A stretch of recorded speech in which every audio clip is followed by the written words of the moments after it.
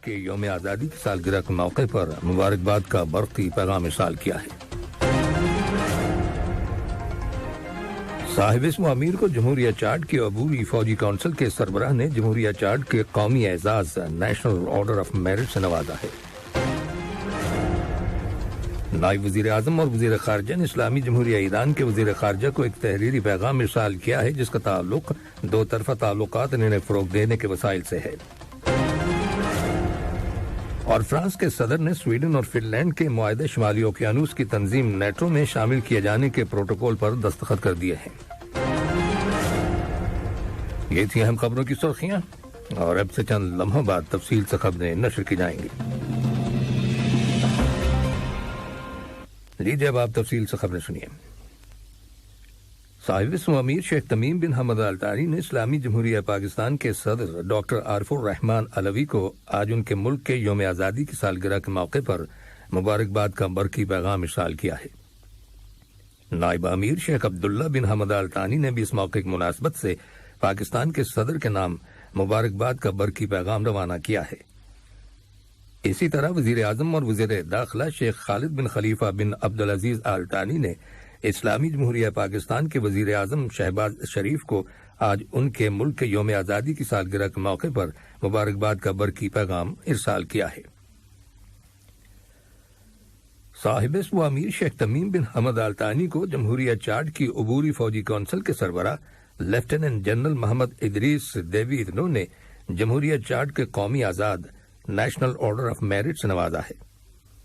یہ اعزاز چارٹ امن مذاکرات کو کامیاب بنانے میں صاحب اسم امیر کے کردار کو سراہتے ہوئے اور قطر کی کوششوں کے اعتراف میں دیا گیا ہے، جس کے نتیجے میں دوحہ میں چارٹ امن معاہدے پر دستخط کیے گئے۔ اس معاہدے کو چارٹ کے اندر امن و استحکام اور سلامتی کے پیش نظر جامع قومی مذاکرات کے حصول کے لیے ایک اہم قدم قرار دیا گیا ہے۔ چارٹ میں قطر کے سفارت خانے کے ناظم الامور عبدالستار صالح الانصاری نے چارٹ کی عبوری فوجی کونسل کے سربراہ سے صاحب اسم امیر کی نمائندگی کرتے ہوئے یہ اعزاز وصول کیا۔ نائب وزیر اعظم اور وزیر خارجہ شیخ محمد بن عبد الرحمان آل ثانی نے اسلامی جمہوریہ ایران کے وزیر خارجہ ڈاکٹر حسین امیر عبد النہیان کو ایک تحریری پیغام ارسال کیا ہے جس کا تعلق دونوں ممالک کے دو طرفہ تعلقات اور انہیں فروغ دینے کے وسائل سے ہے۔ کل تہران کے دورے پر گئے ہوئے نائب وزیر خارجہ برائے علاقائی امور ڈاکٹر محمد بن عبدالعزیز بن صالح الخلیفی نے ایران کے وزیر خارجہ کے ساتھ ملاقات کی اور انہیں نائب وزیر اعظم اور وزیر خارجہ کا مذکورہ پیغام پہنچایا۔ نائب وزیر خارجہ برائے علاقائی امور ڈاکٹر محمد بن عبدالعزیز بن صالح الخلیفی نے کل تہران میں اسلامی جمہوریہ ایران کے نائب وزیر خارجہ برائے سیاسی امور ڈاکٹر علی باقری سے ملاقات کی، جس کے دوران دو طرفہ تعاون کے تعلقات اور انہیں فروغ دینے کے وسائل کا جائزہ لیا گیا۔ علاوہ ازیں باہمی دلچسپی کے متعدد علاقائی اور بین الاقوامی معاملات، خاص طور پر ایران کے جوہری معاہدے پر ہونے والی بات چیت میں تازہ ترین پیش رفت پر تبادلہ خیال کیا گیا۔ وزیر برائے ماحولیات اور موسمی تبدیلی شیخ ڈاکٹر فلاح بن ناصر بن احمد بن علی آل ثانی نے الشہانیہ کے علاقے میں جنگلی جانوروں کی افزائش کے مرکز کی اہمیت، اس کے اہم رول اور اس فیلڈ میں حاصل کی گئی کامیابیوں کی تعریف کی ہے۔ انہیں کل اس مرکز کے دورے کے دوران وہاں پر موجود جنگلی جانوروں کی کچھ نایاب اور خطرے سے دو چار انواع کی افزائش اور ان کے تحفظ سے متعلق پروگراموں کے بارے میں بریف کیا گیا۔ انہوں نے کہا کہ جنگلی جانوروں کی افزائش اور انہیں درپیش خطرات سے نمٹنے کے لیے مزید کوششیں کی جائیں گی۔ انہوں نے مرکز کے طریقہ کار کو بہتر بنانے کی ضرورت پر زور دیا۔ وزارت تعلیم اور اعلیٰ تعلیم نے انکشاف کیا ہے کہ وہ گائیڈنس ویک کے موقع پر کل ایک تربیتی ملاقات کا اہتمام کر رہی ہے۔ وزیر تعلیم اور اعلیٰ تعلیم محترمہ بطحینہ بنت علی الجبر النعیمی اس موقع پر اپنے خطاب میں نئے تعلیمی سال 2022-2023 کے دوران وزارت اور اسکولوں کی سرگرمیوں اور پروگراموں کا جائزہ پیش کریں گی۔ وزارت تعلیم اور اعلیٰ تعلیم کی جانب سے ہر سال شروع کی جانے والی بیک ٹو اسکول مہم کا کل آغاز ہو گیا، جس کا سلوگن ہے ود ایجوکیشن وی بلڈ قطر۔ اس موقع پر اپنے خیالات کا اظہار کرتے ہوئے مواصلات کارواں کے سی ای او فہد سعد القحطانی نے بچوں کی حفاظت کو ترجیح دینے پر زور دیتے ہوئے کہا کہ ہم بچوں کو محفوظ اسکول ٹرانسپورٹیشن فراہم کرنے کے اپنے عزم پر قائم ہیں۔ غزہ کی پٹی میں شیخ حمد بن خلیفہ آل ثانی ہاسپٹل برائے ریہیبلیٹیشن اور مصنوعی اعضاء کے ڈائریکٹر جنرل ڈاکٹر نور الدین صلاح نے کہا ہے کہ ہاسپٹل میں مصنوعی اعضاء کا شعبہ طبی آلات سے لیس ہے اور اس نے دنیا کی بڑی بین الاقوامی کمپنیوں سے، جن میں جرمن کمپنی آٹو باک بھی شامل ہے، بہترین مصنوعی اعضاء حاصل کیے ہیں۔ واضح رہے کہ اس ہاسپٹل میں لوگوں کو مصنوعی اعضاء لگائے جاتے ہیں تاکہ وہ پہلے کی طرح معمول کی زندگی گزار سکیں۔ یہ وہ لوگ ہیں جو قابض اسرائیلی فوج کی تشدد کی کارروائیوں کے نتیجے میں اپنے اعضاء سے محروم ہو گئے تھے۔ اس ہاسپٹل کے لیے ریاست قطر فنڈز مہیا کرتی ہے۔ یہ خبریں ریڈیو قطر سے نشر کی جا رہی ہیں۔ بیت المقدس کے پرانے شہر کے قریب آج صبح سویرے ایک مسلح شخص نے ایک بس پر اچانک فائرنگ کر دی، جس کے نتیجے میں کم از کم 8 افراد زخمی ہو گئے، جن میں سے 2 کی حالت نازک بتائی گئی ہے۔ یہ حملہ اس وقت ہوا جب اسرائیلی سیٹلرز کو لے جانے والی بس مغربی دیوار کے قریب، جو یہودیوں کی ایک مقدس عبادت گاہ ہے، کی پارکنگ لاٹ میں کھڑی تھی۔ حملہ آور شخص موقع واردات سے فرار ہونے میں کامیاب ہو گیا، جسے پولیس تلاش کر رہی ہے۔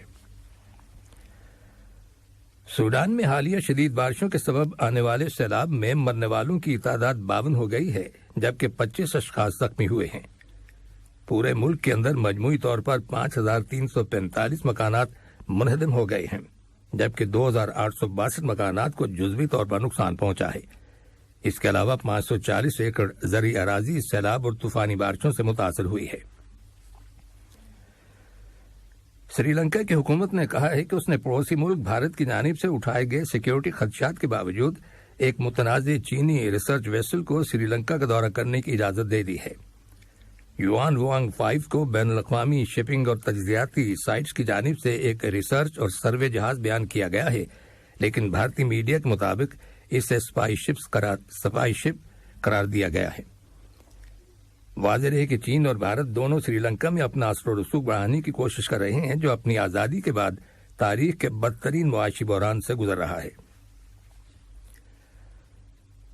یوکرین کی ڈیفنس انٹیلیجنس ایجنسی نے روس کے زیر قبضہ جوہری پلانٹ میں نئی اشتعال انگیزی سے خبردار کیا ہے۔ یورپ میں سب سے بڑے اس جوہری پلانٹ پر دونوں جانب سے گولہ باری کیے جانے کے الزامات عائد کیے گئے ہیں۔ عینی شاہدوں کے مطابق علاقے میں دوبارہ دھماکوں کی آوازیں سنائی دے رہی ہیں۔ یوکرین نے روسی فوج پر الزام عائد کیا ہے کہ اس نے جوہری پلانٹ کے اس حصے کو نشانہ بنایا ہے جہاں ملک کے جنوبی علاقے کے لیے بجلی پیدا کی جاتی ہے۔ دریں اثنا G7 ممالک کے گروپ نے ماسکو سے اس جوہری پلانٹ سے اپنی فوج ہٹانے کا مطالبہ کیا ہے۔ فرانس کے صدر ایمینوئل میکرون نے سویڈن اور فن لینڈ کے معاہدہ شمالی اوقیانوس کی تنظیم نیٹو میں شامل کیے جانے کے پروٹوکول پر دستخط کر دیے ہیں۔ اس سے پہلے فرانسیسی پارلیمنٹ نے ان دونوں ممالک کو مغربی دفاعی اتحاد میں شامل کرنے کی منظوری دی تھی۔ سویڈن اور فن لینڈ طویل عرصے سے نیٹو کے شراکت دار ہیں، لیکن کئی دہائیوں سے انہوں نے اس کی رکنیت اختیار نہیں کی۔ اس سال فروری میں یوکرین پر روسی فوج کے حملے کے بعد ان دونوں ممالک نے نیٹو میں شامل ہونے کا فیصلہ کیا تھا۔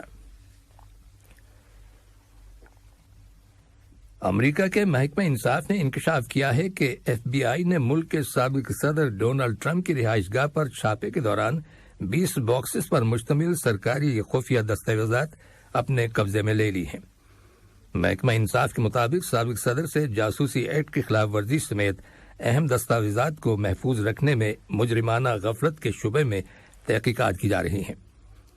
سابق صدر کے گھر پر چھاپا اس انویسٹیگیشن کا حصہ تھا جس میں اندیشہ ظاہر کیا گیا تھا کہ وہ جنوری 2021 میں اپنا منصب چھوڑنے کے بعد وائٹ ہاؤس سے رخصت ہوتے وقت جوہری ہتھیاروں کی معلومات کے علاوہ کچھ حساس نوعیت کا ریکارڈ اپنے ساتھ لے گئے تھے۔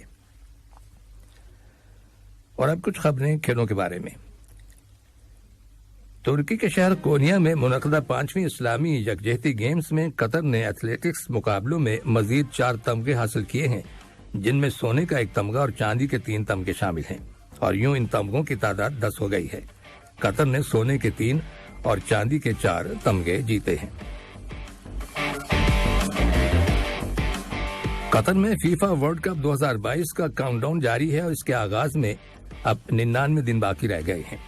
اس موقع کی مناسبت سے ملک کے اندر مختلف کمرشل سینٹرز اور مالز میں خصوصی تقریبات کا سلسلہ جاری ہے، جہاں دن کے وقت فٹ بال کی سرگرمیوں سے متعلق ویڈیو گیمز منعقد ہوتے ہیں، جبکہ شام کے وقت عوام کو روایتی سوٹ ڈانس کے ساتھ ساتھ مراکش، ہندوستان اور کیمرون کی فوک لورک پرفارمنسز دیکھنے کا موقع ملتا ہے۔ یاد رہے کہ رواں سال 20 نومبر کو ٹورنامنٹ کا افتتاحی میچ میزبان قطر اور ایکویڈور کی ٹیموں کے درمیان الخور کے البیت اسٹیڈیم میں کھیلا جائے گا۔ قطر نے اس ایونٹ کی میزبانی کی تیاریاں مکمل کر لی ہیں۔ ٹورنامنٹ کے چیف ایگزیکٹو آفیسر ناصر الخاطر کا کہنا ہے کہ فیفا ورلڈ کپ قطر ایک ایسا عالمی ثقافتی ایونٹ ہوگا جس کی ماضی میں کوئی مثال نہیں ملتی۔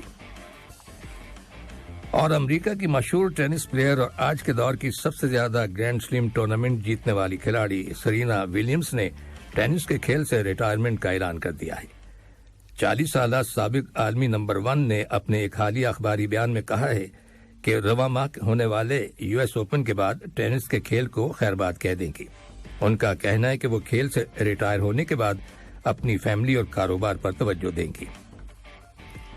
آخر میں اہم خبروں کی سرخیاں ایک بار پھر سن لیجیے۔ صاحب اسم امیر نے اسلامی جمہوریہ پاکستان کے صدر کو آج ان کے ملک کے یوم آزادی کی سالگرہ کے موقع پر مبارکباد کا برقی پیغام ارسال کیا ہے۔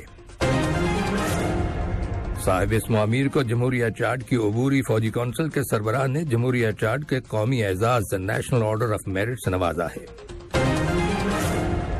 نائب وزیر اعظم اور وزیر خارجہ نے اسلامی جمہوریہ ایران کے وزیر خارجہ کو ایک تحریری پیغام ارسال کیا ہے جس کا تعلق دو طرفہ تعلقات اور انہیں فروغ دینے کے وسائل سے ہے۔ اور فرانس کے صدر نے سویڈن اور فن لینڈ کے معاہدہ شمالی اوقیانوس کی تنظیم نیٹو میں شامل کیے جانے کے پروٹوکول پر دستخط کر دیے ہیں۔ ریڈیو قطر سے خبروں کا آج کا پہلا بلیٹن ختم ہوا۔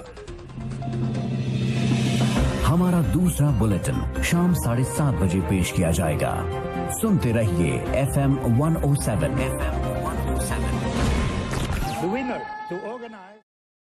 السلام علیکم دوستو، میں ہوں شیخ نور۔ آپ دیکھ رہے تھے قطر نیوز ٹوڈے۔ مجھے امید ہے کہ یہ ویڈیو آپ کو انفارمیٹک لگی ہوگی۔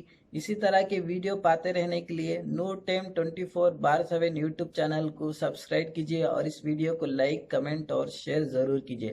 اگر آپ فیس بک پر دیکھ رہے ہیں تو شیخ نور پیج کو لائک کیجیے اور فالو کیجیے تاکہ میں جیسے ویڈیو اپلوڈ کروں آپ تک پہنچ جائے۔ شکریہ۔